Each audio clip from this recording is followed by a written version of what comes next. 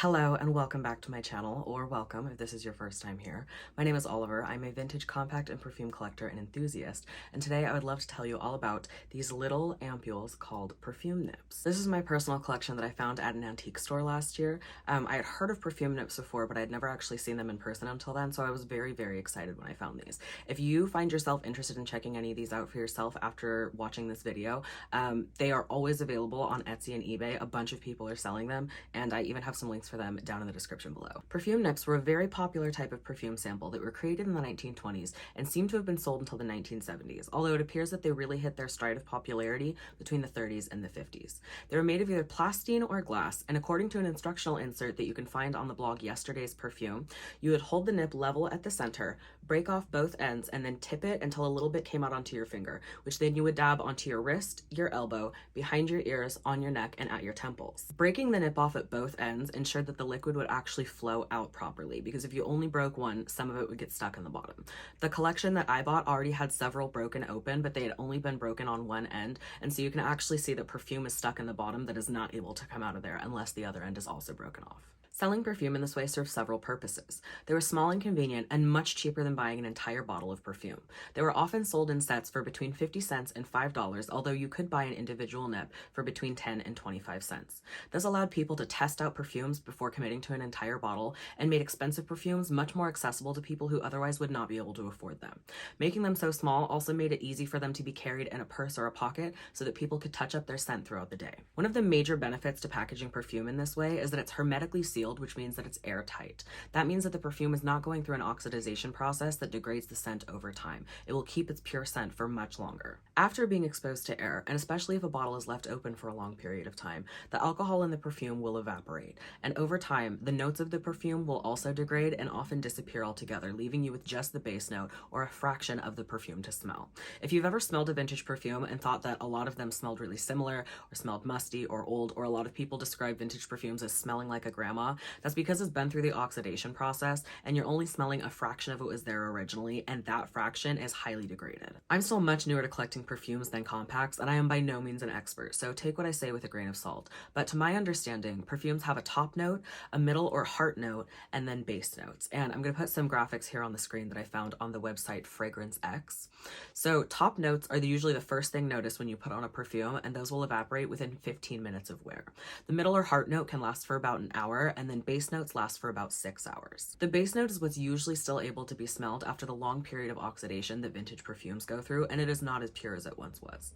A lot of vintage perfumes had base notes in common, things like musk, patchouli, sandalwood, oak moss, gardenia, and other things. And since you are missing the other two notes that make up the entirety of the scent, you're left with a lot of perfumes that smell similar to each other because you're just smelling the leftover base note. Something interesting about vintage perfumes versus vintage makeup is they can actually be safe to wear on your skin as long as they haven't gone off, which you can tell by things like the color being too dark or the smell being off. Not just a scent that you dislike, but like something smelling wrong. So it's generally not a good idea to wear perfumes that have already been opened, but there are a lot of collectors and stores out there that will sell sealed vintage perfumes that can be safe for you to wear. That makes these nips a really, really fantastic way for vintage perfume collectors to smell what a scent was originally supposed to be like, because they have been airtight for such a long time. There's actually a thriving perfume collecting community out there, and a really interesting website to check out is called Base Notes. Not only do they have like information about new and upcoming scents, but you can join their website and make wish lists and keep track of the perfumes that you already have. And there are community forums where people discuss what they're wearing, what they like, what they dislike, and you can find a lot of people talking about perfume nips in those forums. A lot of people hunt these down and collect them so that they can tell what these vintage perfumes smelled like. They can collect more of them. They can decide if they want to try to hunt down a large sealed bottle to wear. And it is I find it fascinating. Another website where you can see community discussions on vintage nips and the ways that people use them in their life is called Fragrantica. So if you want to check any of these out, I think those conversations are really, really cool to see. And it's really nice to hear from people who are much more experienced in talking about perfume and really know what they're talking about, to talk about the notes that they smell. There are people who can identify top notes, middle notes, base notes just on smelling them, and they are so descriptive. I am not at that point yet. I'm just like, wow, that smells really good. That's floral. I have not even begun to be able to identify things like that. So I just think that that's really cool. I really love that there are people who are still appreciating these vintage perfumes and put so much love and heart into them, and they're not just being lost to time or collecting dust on a shelf somewhere. So Nips is actually the patented name for this type of perfume sample, and they were largely manufactured and produced by two companies, the Napola Products Company and Nips Incorporated. According to the blog Cleopatra's Boudoir, the Napola Products Company was founded in 1925 by an Arthur T. Sinekin of St. Paul, Minnesota, and there are rumors that the company actually was started as a front for bootlegging during Prohibition. I wasn't able to find out very much about Arthur Sinekin or the creation of this company, but I did find an article from June 16th, 1932 in the Minneapolis Star stating that Arthur Sinekin entered a not guilty plea to a charge of taking part in a 1 million gallon alcohol diversion conspiracy using the Napola Company that supposedly took place in February of 1930. Arthur was one of 150 people and 31 corporations that the government claimed made between $12 and $16 million in bootlegged alcohol. In today's money, that's between $276 million and $368.5 million in bootlegged alcohol.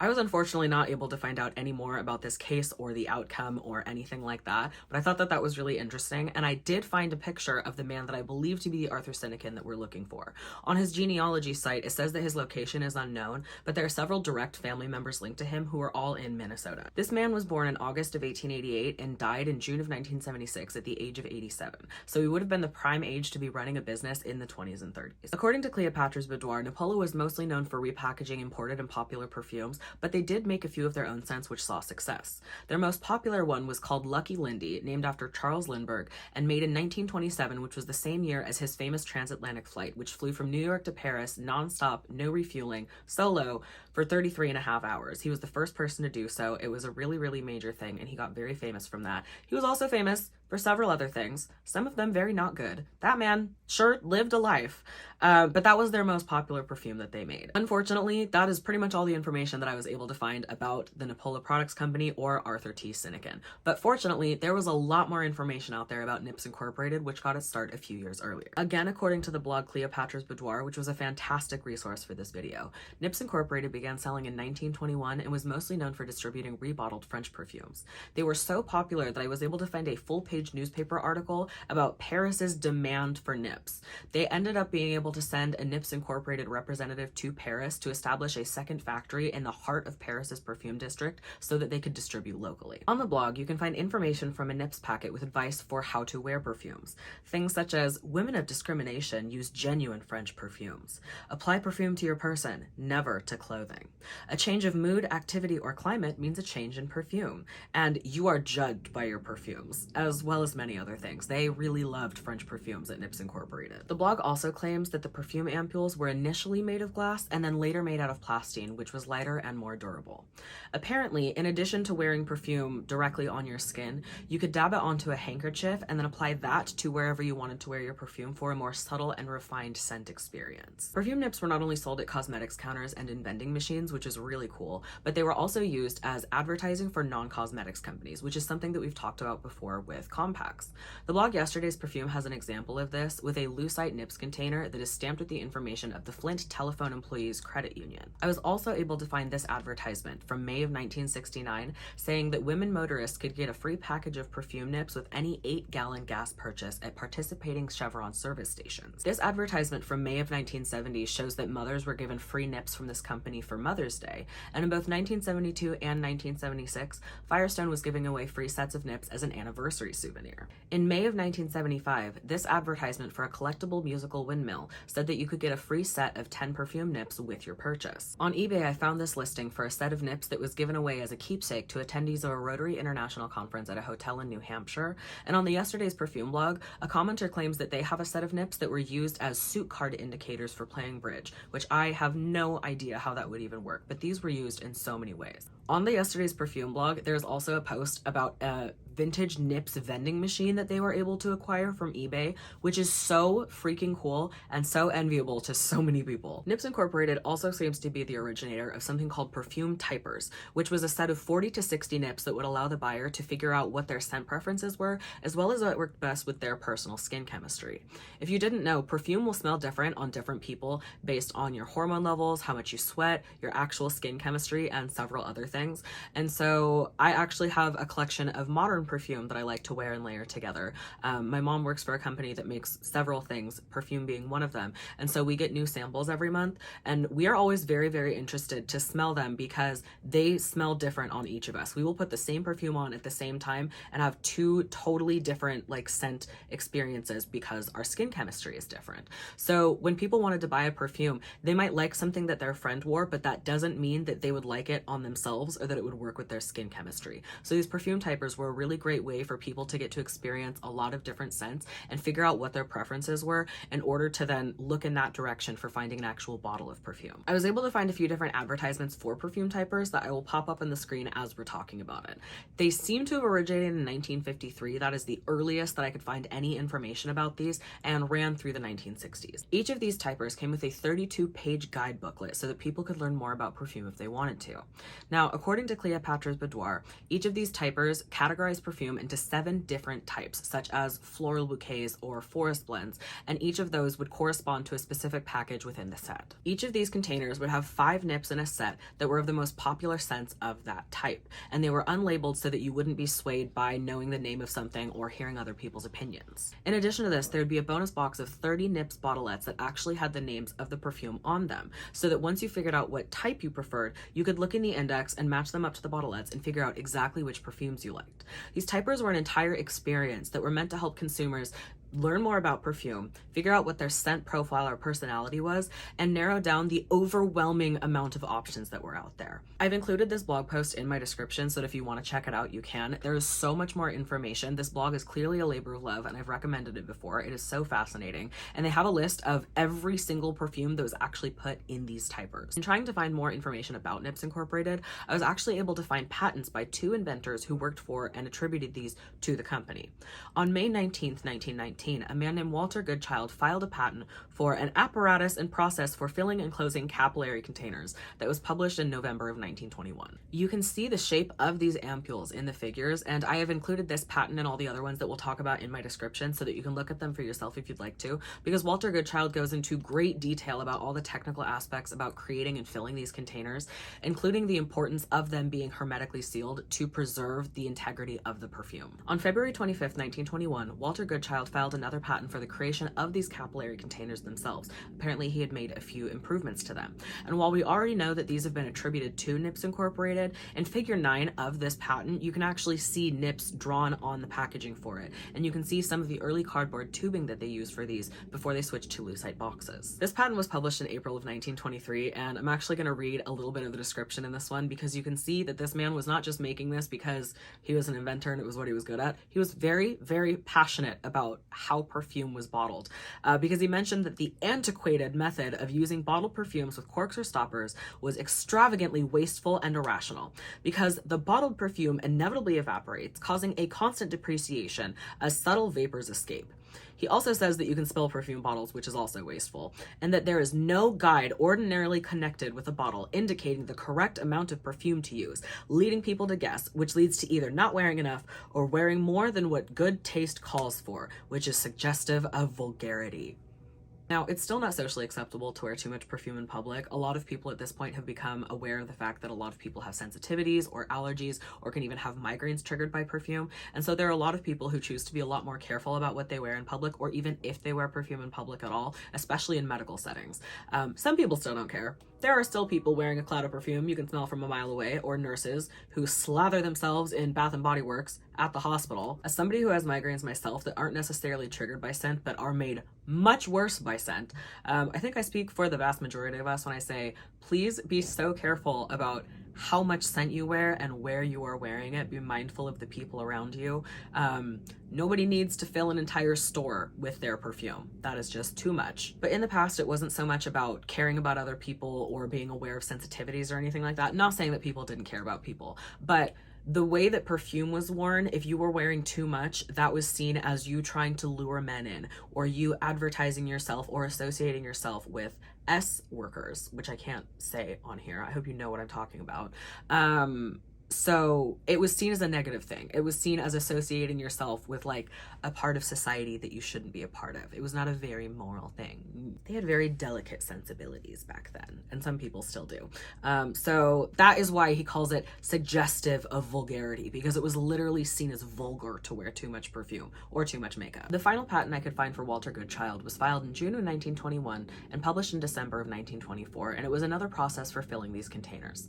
Now, the earliest advertisements I could find for anything called a perfume nip was from 1920.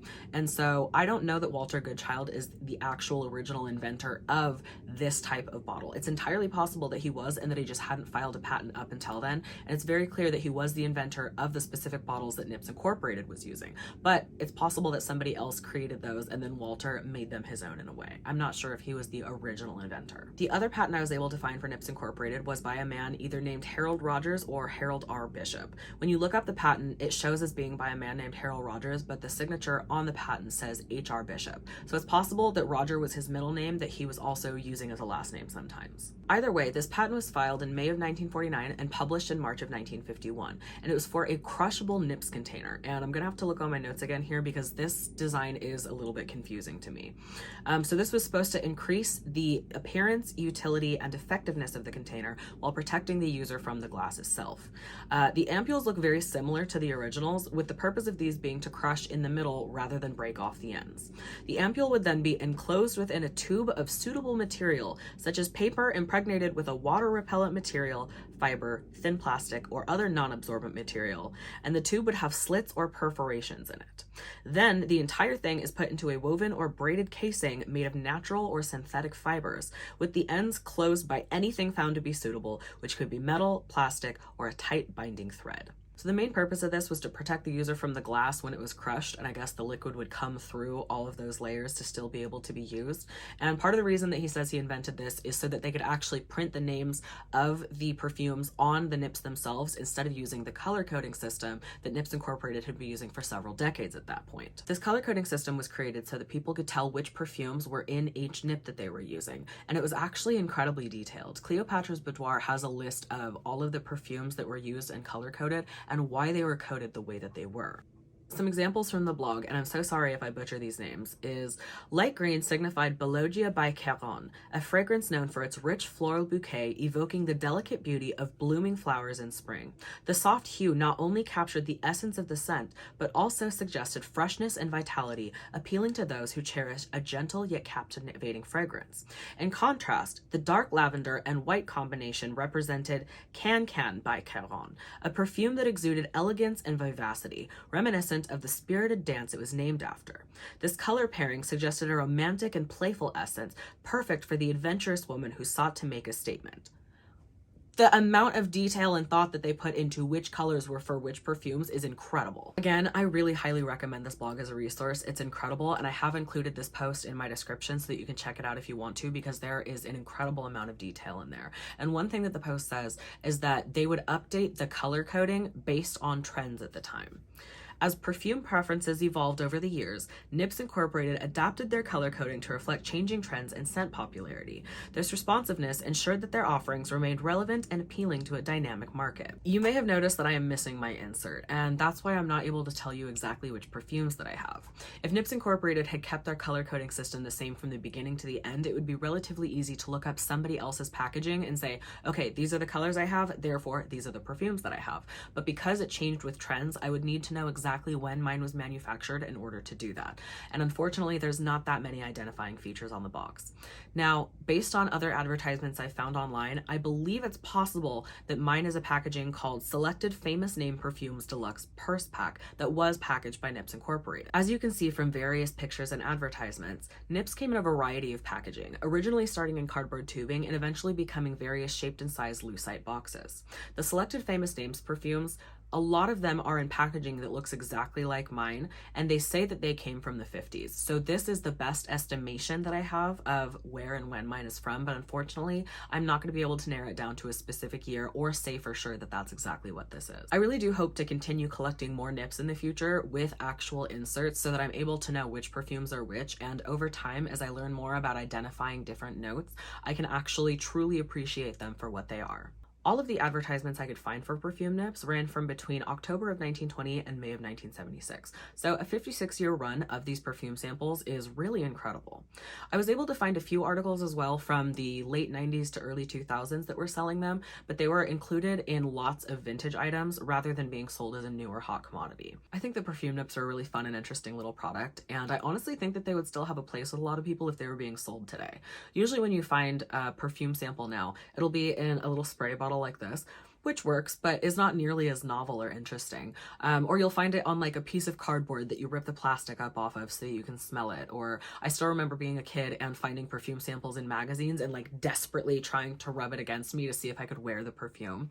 I think there are so many companies that could utilize this with the amount of scents that are out there today. I think that a lot of people would still love perfume typers. I know people who are interested in perfume but have no idea where to start, and they don't want to walk around a store spritzing a bunch of stuff to see what they like. So I feel like these would still be really popular with a lot of people if they were manufacturing them today. Initially, I was thinking about opening up one of my perfume nips for this video. I am very interested to do that, but because I still don't have very much technical knowledge, I don't feel like it would be a very helpful review. Like I said earlier, it would just be like, ooh, that smells really nice. It's kind of fruity, or it's whatever. And so I do hope in the future to get packages of nips that actually have their inserts with them, and then I can make a follow-up video once I have a little bit more knowledge and once I actually have the information about what I have so that I can give you a proper review. If you've watched this far, thank you so much for your time. Thank you so much for listening to my rambles about my special interest. I loved getting to learn more about these. I love getting to share this with you. I am so appreciative of every single one of you who is here. And this is my last video of 2024. This was a really fun note to end on, but I will be back in the new year with another compact deep dive that I hope that you find very interesting. I would love to hear your thoughts. I would love to hear any questions you have. I would be happy to try to answer. I hope you check out the resources below because I think that they're really interesting. And I hope that you all have a very wonderful end of your year. Happy holidays if you celebrate them. And I will see you in 2025.